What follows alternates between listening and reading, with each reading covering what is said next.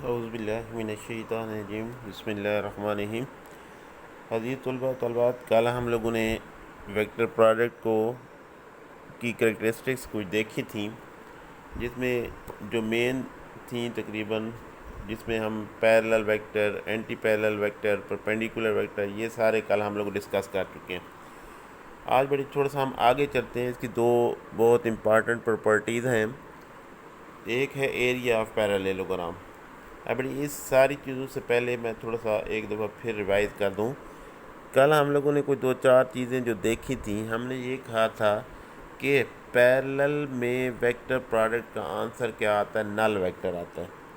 जब हम पैरेलल की बात करेंगे तो हमारे पास आंसर, क्योंकि हमने कहा थी कि वेक्टर को ज़रब दो, अगर आंसर वेक्टर क्वांटिटी आना चाहिए तो ज़ीरो आंसर आ रहा था, लेकिन वो ज़ीरो की भी कोई ना कोई डायरेक्शन होगी, आर्बिट्रेरी डायरेक्शन। तो बेटी उसको हमने एक नाम दिया था, कौन सा वेक्टर होगा, नल वेक्टर। तो ये बात याद रखनी है, दो वेक्टर को ज़रब दो और आंसर वेक्टर ही आना चाहिए, तो फिर वो आप लोगों का कौन सा प्रोडक्ट होगा, क्रॉस प्रोडक्ट होगा। तो पैरेलल में आंसर हमने कल देख लिया था कि ज़ीरो आया था, या नल वेक्टर जनरल वर्ड में मैग्नीट्यूड कहेंगे तो ज़ीरो, डायरेक्शन की बात करेंगे तो क्या होगा, नल वेक्टर। और परपेंडिकुलर में बेटे हम लोगों ने ये देखा था कि जब भी दो वेक्टर परपेंडिकुलर होंगे तो आंसर हमारा मैक्सिमम आता है। तो आंसर मैक्सिमम कितना था, ए बी, और उसके साथ हमने कहा था उसकी डायरेक्शन भी होगी एन कैप। तो इस तरह करके ये दो पॉइंट्स अब आप लोगों ने याद रखे हैं। नेक्स्ट दोनों एप्लीकेशन में हम इंशाल्लाह इसको कोशिश करेंगे, अप्लाई करेंगे। पहली है बेटे जी, बहुत इंपॉर्टेंट, शार्ट क्वेश्चन में भी आ चुका है कि magnitude of A cross B is equal to area of parallelogram. पहले ये देख लें बेटे, जब मैं मैग्नीट्यूड की बात करूँगा तो मैंने डायरेक्शन की बात नहीं करनी। मैग्नीट्यूड में जस्ट न्यूमेरिकल वैल्यू होगी और प्रॉपर डायरेक्शन होगी। दो बातें हम लोग पहले पढ़ चुके हैं जब हमने स्केलर क्वांटिटीज़ को डिफ़ाइन करवाया था कि स्केलर क्वांटिटीज़ वो क्वांटिटीज़ होती हैं जिसमें मैग्नीट्यूड और हो, जिसमें मैग्नीट्यूड में फिर दो बातें हमने की थी, न्यूमेरिकल वैल्यू भी होगी और प्रॉपर यूनिट भी होगा। अब बेटी हम देखते हैं magnitude of A cross B किसके बराबर होता है, ए बी साइन थीटा। अब हम एरिया लेते हैं, किसी भी चीज़ का एरिया कैसे लेते हैं, तो एरिया बेटी हमेशा बेस मल्टीप्लाइड बाई हाइट या लेंथ मल्टीप्लाइड बाई हाइट। तो किसी भी एरिए में हमेशा दो चीज़ों को मल्टीप्लाई करेंगे, लेंथ को और हाइट को। लेंथ को या विड्थ को, बेस को या हाइट को, तो मुख्तलिफ वर्ड में ये इस्तेमाल होता है। तो हम क्या करते हैं इस केस के अंदर, वो कहता है कि the magnitude of cross product of two vector represent the area of parallelogram. अब ये सामने एक फिगर बनी हुई है, इसे हम पैरेललोग्राम कहते हैं। पैरेललोग्राम में लेंथ आपको दी गई है, ए वेक्टर आपको रिप्रेजेंट कर रहा है किस चीज़ को बेटी, लेंथ को। अब इस केस के अंदर हमारे पास हाइट नहीं है, ये है कि आपको बी वेक्टर दिया गया है। सबसे पहले तो हम इसकी हाइट निकालें। अब हमने कहा किसी भी वेक्टर के दो कंपोनेंट्स हो सकते हैं, एक अलांग एक्स एक्सिस, एक अलांग वाई एक्सिस। तो बेटी इसका जो वाई कंपोनेंट होगा वो बेसिकली देखें तो आपको हाइट लग रही है, तो वो कौन सी है आप लोगों की, बी साइन थीटा। तो इसमें लेंथ आपको दी गई है, तो हाइट कितनी होगी आप लोगों की, बी साइन ऑफ थीटा। तो एरिया ऑफ पैरेललोग्राम किसके बराबर आ जाएगा, length multiplied by height, which is equal to किसके बराबर बढ़ आ जाएगा, A B sine of theta, which is equal to A B sine theta. अब magnitude of A cross B किसके बराबर होती है, वो भी ए बी साइन थीटा। अब ये देखें ये दोनों इक्वल हो गए, तो मैं लिख सकता हूँ एरिया ऑफ पैरेललोग्राम किसके बराबर होता है, which is equal to magnitude of A cross b. यहाँ एक क्वेश्चन मेरे जहन में अभी आ गया है बेटी, सवाल ये है कि अगर हम मुझे ये दे दिया जाए कि 1/2 A cross B is equal to question mark, किस चीज़ का एरिया बनेगा। ये आप लोगों ने थोड़ा सा बड़ी गौर से इस बात को समझने की कोशिश करनी है, फिर आपने मुझे बताना भी है। मेरा सवाल ये है कि ये तो पैरेललोग्राम है कि ए क्रॉस बी की मैग्नीट्यूड किसके बराबर है, एरिया ऑफ पैरेललोग्राम। अब मैंने इस सवाल को चेंज किया है, जिस तरह पिछले में मैंने कहा था कि हाफ़ कब होगी, तो अब आपने इस फिगर को भी देखना है, इस फिगर को हाफ़ करके भी आप लोगों ने देखना है। तो 1/2 ए क्रॉस बी, इसकी मैग्नीट्यूड किसके बराबर होगी, 1/2 A cross B its magnitude is equal to question mark. ये आप लोगों की असाइनमेंट है, इसको आप लोगों ने सोचना है, थोड़ा सा आप लोगों ने इसको हल करने की कोशिश करनी है। जी बढ़िया, अब ये बात क्लियर हो गई कि ए क्रॉस बी की जो मैग्नीट्यूड होती है वो हमेशा किसके बराबर होती है, एरिया ऑफ पैरेललोग्राम। अब आखिरी इसकी बड़ी कैरेक्टरिस्टिक्स वो ये है कि vector product in A rectangular component, ये भी हम लोग पहले डिस्कस कर चुके हैं। इधर थोड़ा सा मज़ीद एक्सप्लेन कर देता हूँ आप लोगों को कि दो वेक्टर हैं आपको दिए हुए, उसके तीन रेक्टेंगुलर कंपोनेंट्स होंगे हर वेक्टर के। मैं फ़र्ज करो पहले का क्या आएगा बड़ी, A X I plus A Y J plus A Z K, B is equal to B X I plus B Y J plus B Z K. तो ए क्रॉस बी उसी तरह A X I plus A Y J plus A Z K multi cross product B X I plus B Y J plus B Z K. Same उसी तरह बेटी आप लोगों ने multiply करवाना है। इसमें दो बातें याद रखनी है, आई क्रॉस आई नल वेक्टर या ज़ीरो मैग्नीट्यूड की बात करेंगे, जे क्रॉस जे ज़ीरो, के क्रॉस के ज़ीरो, बाकी की आपकी वैल्यू आएगी।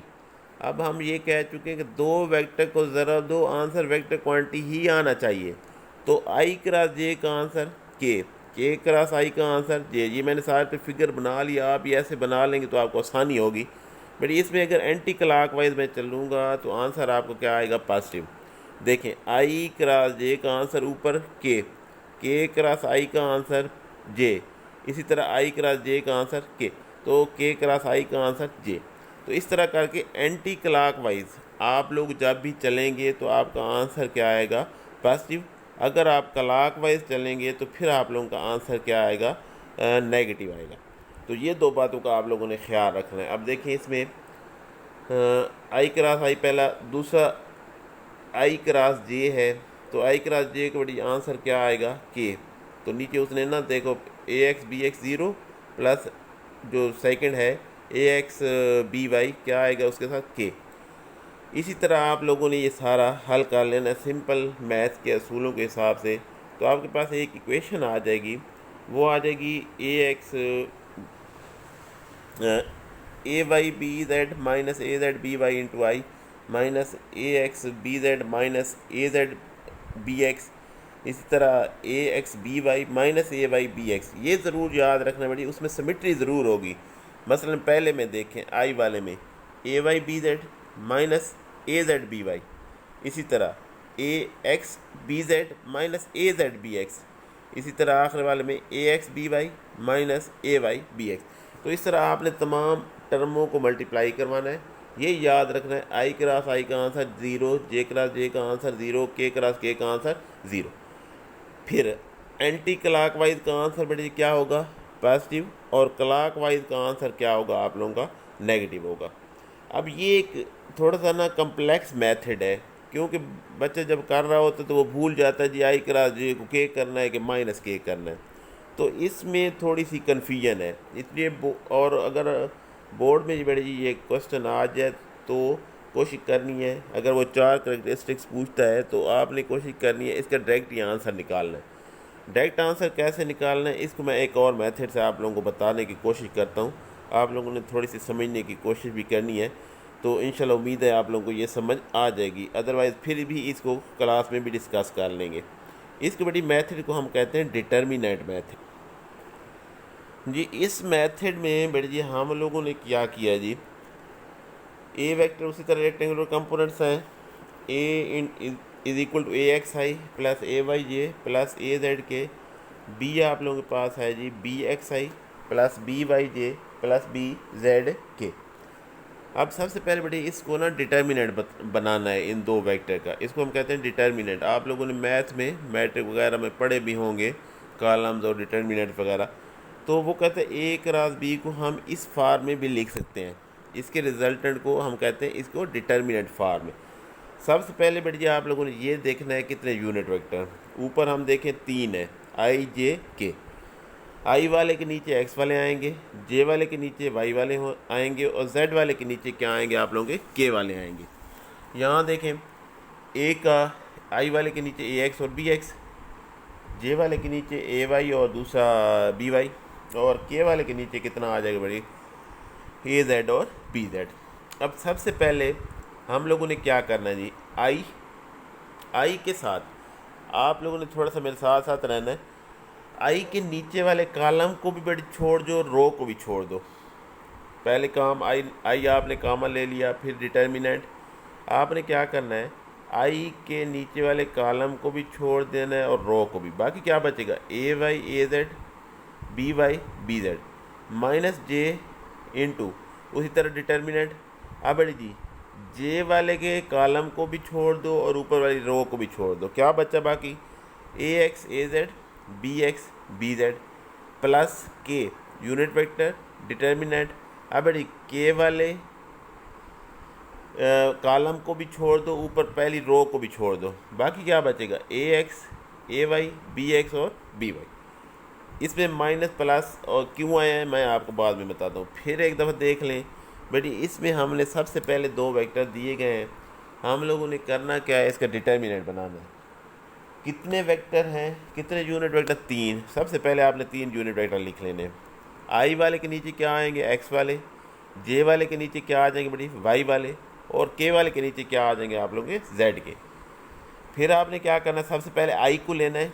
जिसको लेना है उसके नीचे वाले कॉलम को भी छोड़ना है, रो को भी छोड़ दो।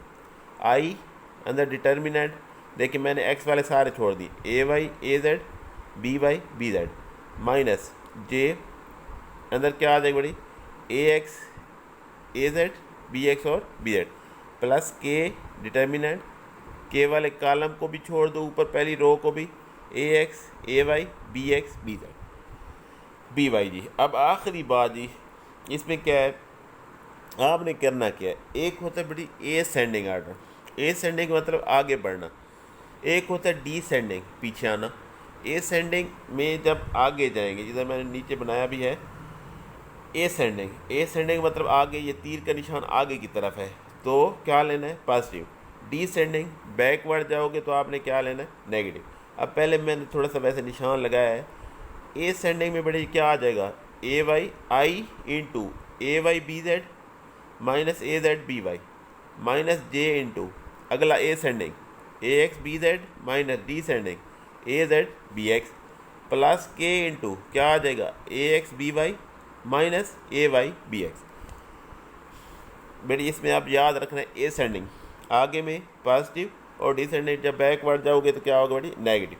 फिर देख लेते हैं, आई इंटू क्या आ जाएगा, A Y B Z minus A Z B Y minus J into A X B Z minus A Z B X, plus K into क्या आ जाएगा, A X B Y minus A Y B x.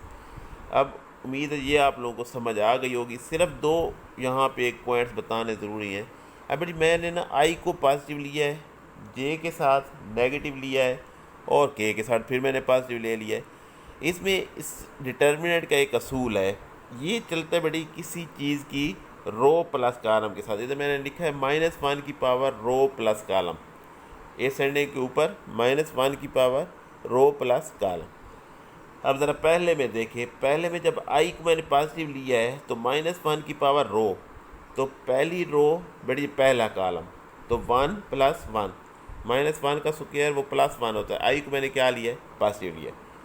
दूसरे को देखें, जे को मैंने negative क्यों लिया है, जे सेकंड है, सेकंड में आप लोगों को कॉलम कौन सा बेटी, सेकंड, रो कौन सी है, पहली, तो क्या आ जाएगा 2 + 1। यहाँ मैंने थोड़ा सा कॉलम को पहले लिख दिया है और रो को बाद में लिखा है, 2 + 1 तो -1 की पावर बेटी क्या आ जाएगा 3, -1 की पावर 3 हमेशा -1।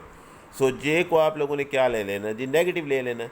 लास्ट को देख लें, आपको इंशाल्लाह क्लियर हो जाएगा। के में देखें -1 की पावर जी, आप लोगों का फर्स्ट रो है और थर्ड कॉलम जी, यहाँ पे मैंने लिखा है कितना, -1 की बेटा जी पावर क्या है 3 + 1, तो -1 की पावर क्या आ जाएगी 4, तो -1 की 4 पावर आप लोगों की फिर पॉजिटिव होती है, तो के को मैंने क्या ले लिया, पॉजिटिव। अब इस इक्वेशन जो बनी है, आई में पॉजिटिव, जे में नेगेटिव और के को पॉजिटिव ले लिया। तो ये बहुत ही सिंपल मेथड है और 2 स्टेप्स में बेसिकली हो रहा है। आप लोग 1-2 प्रैक्टिस करेंगे इंशाल्लाह आप लोगों के लिए फिर मज़ीद आसानी हो जाएगी। ये मैं आपको कोई वेक्टर दूँ, a = 3i + 4j + k, B vector दूँ जी 2i + 3k + k, तो बड़ी सबसे पहले वो इतना लंबे चौड़े मेथड में जाने की बजाय कि हम जी आई क्रॉस आई ज़ीरो होता है, आई क्रॉस ये पता नहीं माइनस के होगा या पॉजिटिव के होगा, वो थोड़ी सी कन्फ्यूजन पैदा हो जाती है। इधर हमने क्या किया है, 2 ही स्टेप्स में इसका आंसर निकालना है। इसको हम कहते हैं जो सिंपल मेथड है बेटी, इसको हम नाम देते हैं डिटर्मिनेंट मेथड का। आप लोगों ने कोशिश करनी है, फिर भी कन्फ्यूजन हो तो मैं इंशाल्लाह मज़ीद क्लियर कर दूँगा। अल्लाह तबारक व तआला हम सब का हामी व नासिर।